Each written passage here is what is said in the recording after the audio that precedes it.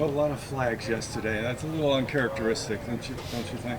Yeah, first day with the real refs out there, it was mostly just alignment, which is easy to fix. We were a little bit too far off the ball at tackle, and then a couple operational issues. But it's something we're looking to fix today. I think as practice went on, we really settled down into it. But that's just one of the things you have to look at and be like, hey, I can't be too far back in the backfield. So I don't think it's a huge issue. It was obviously disappointing yesterday to have so many flags, but I think we'll get it fixed today. Kevin attributed some of it to cadence.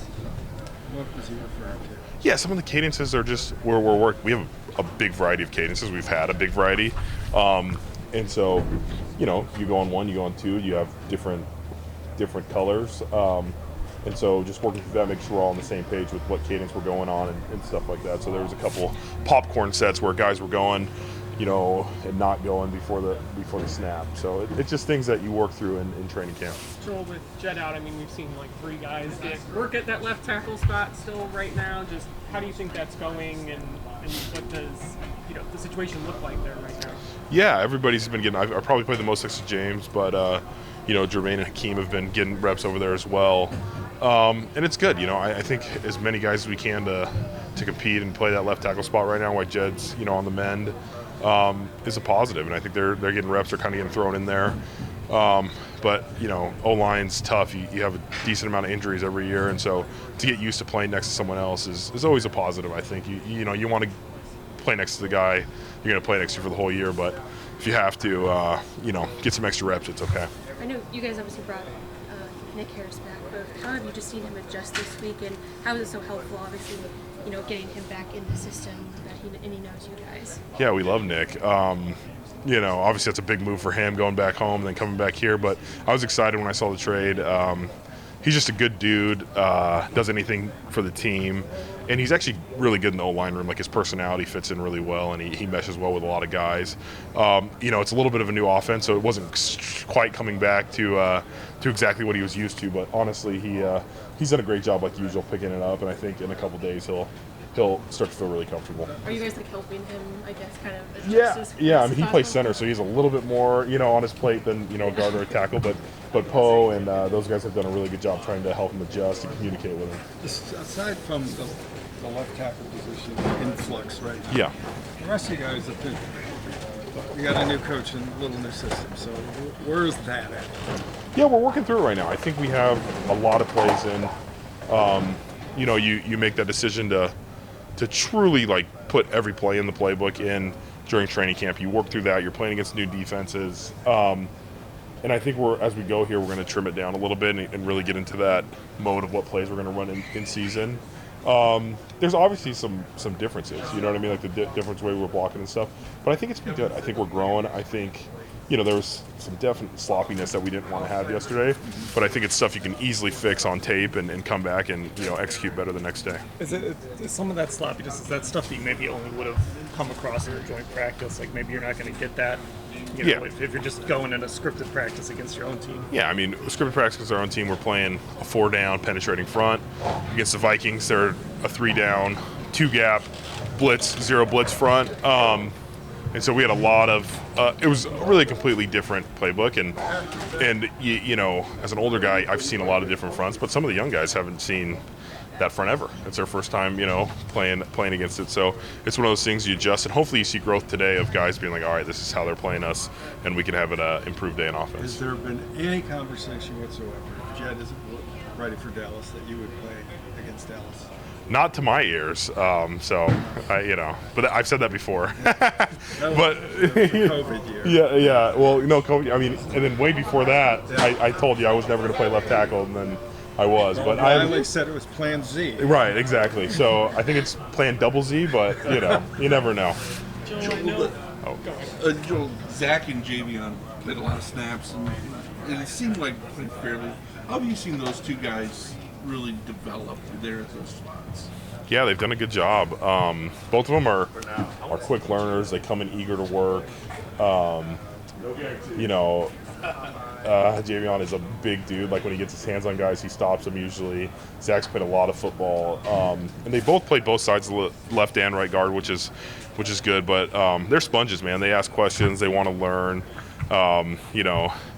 Javon's getting a lot of reps too, just because they give me some plays off here and there, and so him and Zach get built up a little bit, but they've done a good job of learning and just asking questions. And the speed of the game up front is, I think, the big difference, and I think they're adjusting. I think you've seen growth in both of them from day one to now we're enjoying practices. Was I saying things? Or was 69 getting left tackle snaps too? He does. He gets six. That's Lorenzo, correct? Yes. Yes, he gets left tackle reps, usually with the threes. Yeah. Well, I remember you talking about this at Philly last year in these joint practices when there were some hits that you guys maybe took exception to. Pierre took a pretty hard hit yesterday in that situation. Kevin talked about you guys wanting to get the thuds or whatever. Can you just talk about that element of it and how you think yesterday went? Yeah, so far so good. I think Coach O'Connell. I knew a lot of the coaches over there actually. They a lot of Cleveland Brown ex over there. So it was a little reunion. But I think both Kevins are on the same page, and they stress the same thing. There were some good thud tackles, but no one was trying to take anybody to the ground. That was a tough hit on Pierre. But there was no cheap shots. I think yesterday was really good. Hopefully today we can build on that. Usually the second day gets a little chippier, but I think guys are in the right mindset of just trying to work and get better. If it does get chippy today, you're going to go looking for Josh McCown. Yeah, I'll go after the coaches. I'll take Pedden, I'll take Ryan Cordell, McCowan. I'll go after the coaches. So that makes it a little easier for me. Did you have a chuckle yesterday when you went out and saw him and Mike Pedden was standing like 5 yards away? Yeah, well, I had talked to Pedden before, but it was one of those things. I mean, they were all impressed with the new weight room. I was trying to give them the scope of the weight room and the new walkthrough. Ped's like, man, I wish we would have got that when I was there. But it was good to see those guys, man. That was. A lot of those guys were early in my career, first and second year, in my career. And so to see them and how they're doing, and they've obviously been successful, it's always cool to see the guys. And that's the one thing about joint practice when you get older, a lot more people, around the league. And so it was a fun little trip down memory lane. Joel, we saw Miles just wrecking things out here on the other side. And when you guys are practicing just against each other, sometimes we see Miles just blow up a play before it even starts. How hard is it to practice when Miles Garrett is on the field just blowing stuff up? It's very hard. That's why you guys got to give some of our tackles a little bit of leniency in practice when you guys are. I mean, I believe their tackle is probably the highest paid left tackle in football, and he's having his trouble. Practice tough. Miles is, the best defensive end in football. It's tough, we try and we don't really game plan as much in practice. You're not chipping, you're not sliding his way necessarily.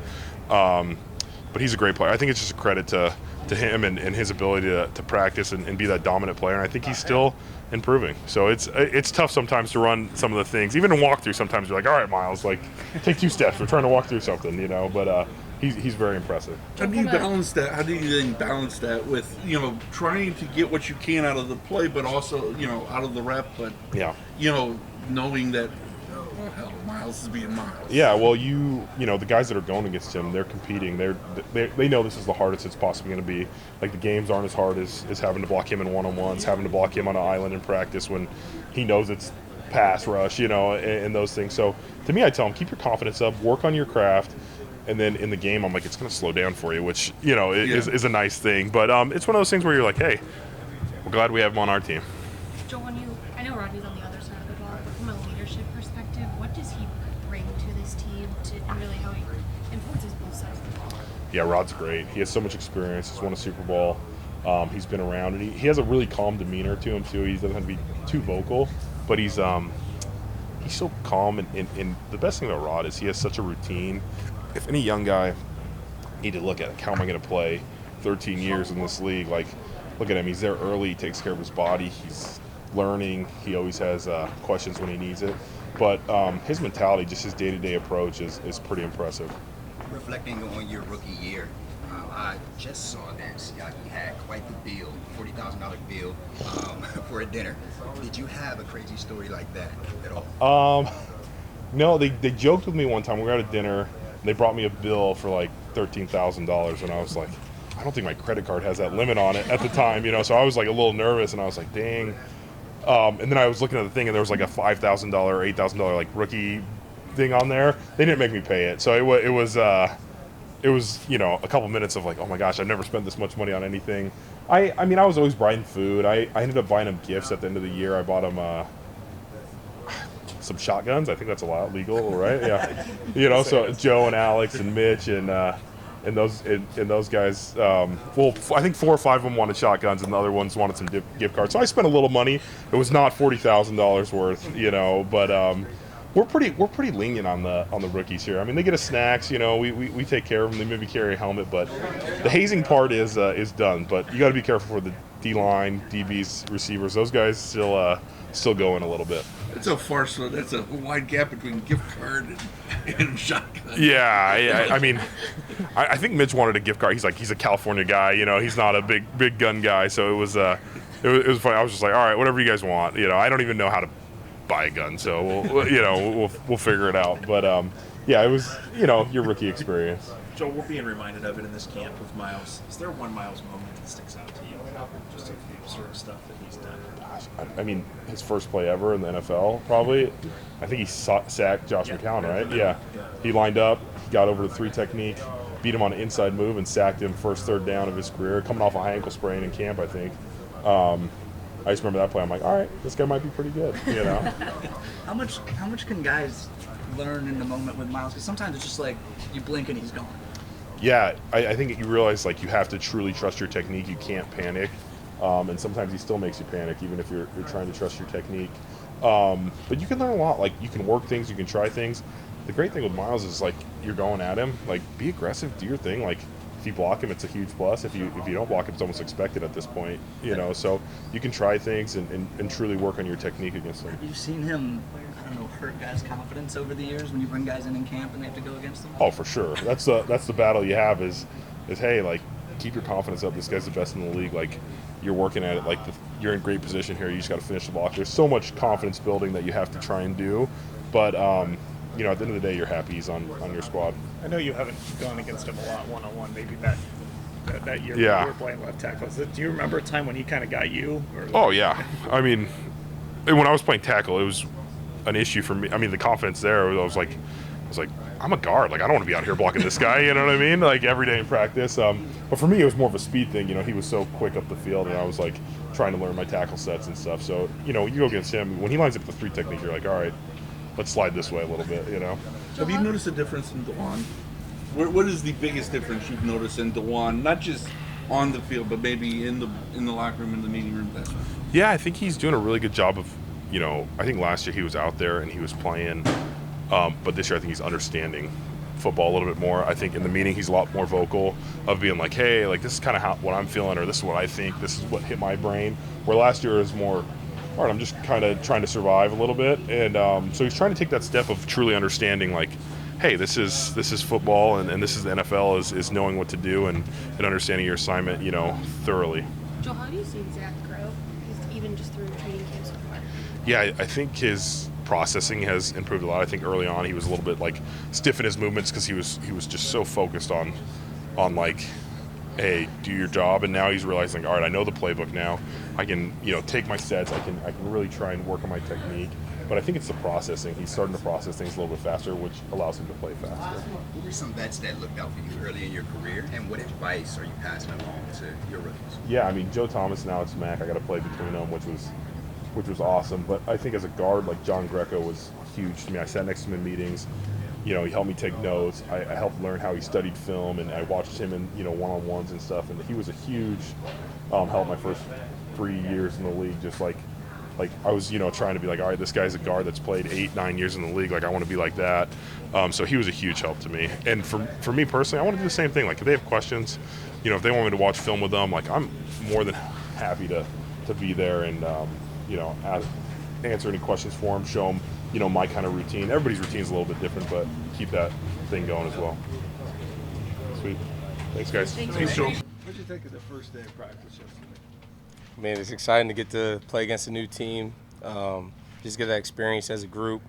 It's a little bit more competitive, juices are flowing, so it's a great experience for us. And you get to see people do a little bit different scheme, block a little different. So that was really cool for us. Was there a point where Minnesota coach asked Schwartz to tone it down a little?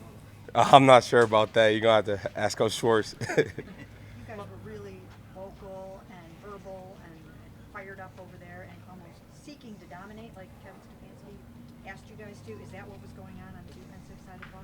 Yeah, as a defense, that's our goal. What happened last year, but it's all about this year creating that identity. Building off the good stuff that we did last year and cleaning up all the bad stuff that we did. So what is the next step for this defense? I mean, it's just making those big plays, eliminating explosives, being more consistent, and just getting after the quarterback more. How do you balance that line between being competitive and not being, go over the top and, where neither team can really get their work done? Yeah, I mean, it's the same way that we treat our offense. Kevin always preaches to us, treat those guys how we treat our guys. So, halo over the quarterback, all those kind of things. It's treat them with the mutual respect that, we want them to have with our guys as well. Mo, it did seem like yesterday you guys on the line were able to get a lot of pressure. Did you feel like that when you came away from that practice yesterday? Yeah, I mean, that's our main goal we're penetrating attack front. So getting off the ball and making disruptive plays is, our main goal. Myles Garrett was in the backfield a ton, it looked like yesterday. Could he be even better this year than last year? I would assume so. I mean, Miles is an alien, so he just does alien stuff all the time. So you guys are operating out there with Thud, and I was mostly over on the offensive side of the ball, watching those guys, and Ivan Pace kind of lit up Pierre Strong a little bit. Is that going on your side of the ball? And if he crossed the line with that, what does that mean for these practices? Yeah, I mean, it's all about just, Thud, we can, hit each other. It's just not about bringing guys down. You don't really want guys around your ankles or feet or anything like that. So for Thud period, I mean, we could, hit. We got our Guardian caps and all the new helmets and stuff like that. So, it's football at the end of the day. So, we're going to have some big hits and things like that. But, take care of each other. Don't, go kill receivers over the middle or tight ends or things like that. Just take care of one another. Mo, for you individually coming off the PEC, just how do you feel like your offseason went, your rehab, all of that, and do you feel like you're ready to pick up where you left off last season? Yeah, so I mean, the good thing about the PEC is that, it's only a couple month injury.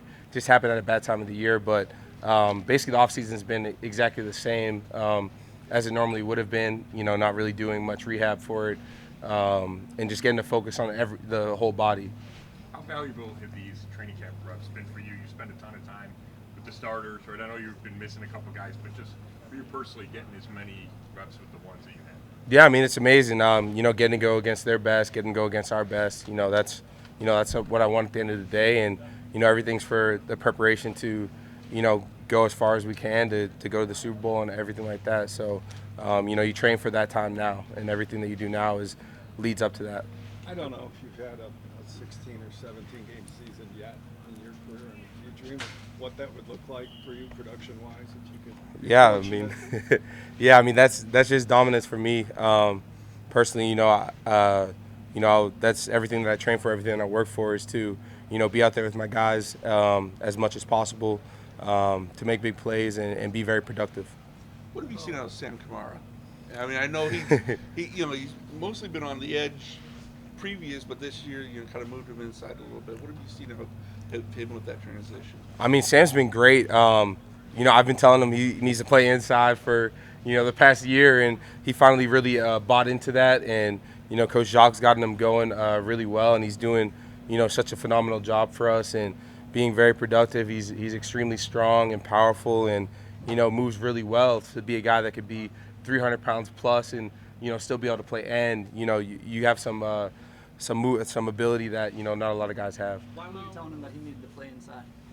300 pounds and the 6 foot, you know what I mean? But yeah, I mean he's built for that 3 technique position that we want him to play. Mo, when Jim has talked, he's used the baseball analogies. Obviously, he said last year this defense was throwing a lot of fastballs. This year, you're going to add some changeups into the mix. So, what does year 2 look like in that regard, with some different things you guys might be able to do as a unit?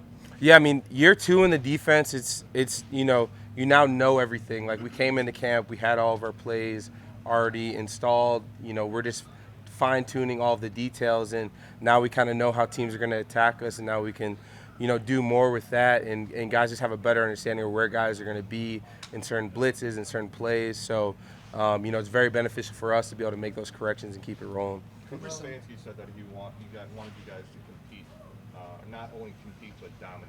Do you guys feel like you dominated yesterday as to be for him? I feel like we got room to grow. We felt pretty good. There was obviously a lot of good plays, but there's also some bad ones that we got to clean up on. And some of those bad plays are how you get beat at the end of the day. So that's what practice is for in my eyes, is to see where we can get better at every day. So Michael Hall did leave with an injury, but could you speak to the state of his mind prior to that, going to work yesterday? Was that a difficult day for him, or took another day to work, or what? Yeah, I mean, don't really have too much to say about the situation. I'm not really, too informed about everything that went on. But, Mike showed up here to work and, worked his butt off and, did well today or yesterday. What was some advice that stuck out to you from veterans in the past, some OGs that looked out for you, and the advice that you're still instilling into others, rookies like Siaki? Oh, man, I mean, there's been so many great people that have kind of poured into me. One of the guys actually played here was Frosty Rucker. He told me just always, show up every day and just kind of how to be a pro and how to handle yourself. And, you're going to have some ups and downs, but just keep it consistent and you'll keep getting better. Don't get, too high on your highs and don't get too low on your lows. Bro, Kevin's talked a lot about the impact of these joint practices on the field from a coaching standpoint. Do you guys get the sense that from like a player standpoint that these games are just as beneficial to you guys in terms of reps as a preseason game? Yeah, I mean, it's extremely beneficial. Just to get out there to get live reps. The game just starts going faster and faster as you go from practice to preseason to the game. You just have to work on your communication, everything like that. So, I mean, it's extremely beneficial for guys, getting your hands fitted correctly and everything like that. Well, in this game, how important is mentorship and having someone you can talk to and lean on your team or outside of it? I mean, it's extremely important. I mean, we're all kind of in the same shoes. We all come from, different backgrounds. Some guys rougher than others, and we all have each other's back. We're not, asking each other for money and all this type of stuff or anything else that you might get from, other people. We've been through kind of similar things of being cut or, being told that you're not good enough or, being a superstar or anything in between. And, that really brings us closer as people and as teammates. Well, what is the benefit for you guys too? I mean, you're pretty much running back on that D line. Yeah. So what's the benefit of that consistency and having all those guys together again?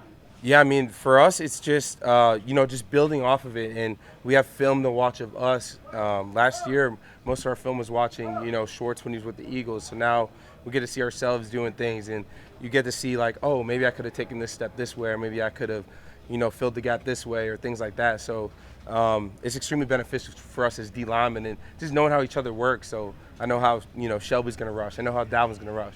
I know how Miles is going to rush. So all those things just help build on that chemistry and camaraderie. I see the reverse Grinches you got on right now. Walk me through your shoe closet. What are some of your favorites? Some of my favorites, I would definitely say the reverse Grinches just because of, Kobe Bryant.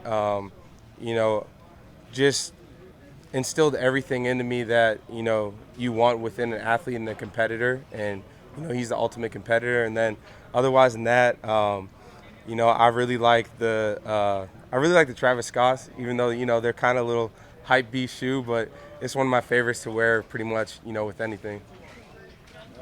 All right. Appreciate you guys. Thank you.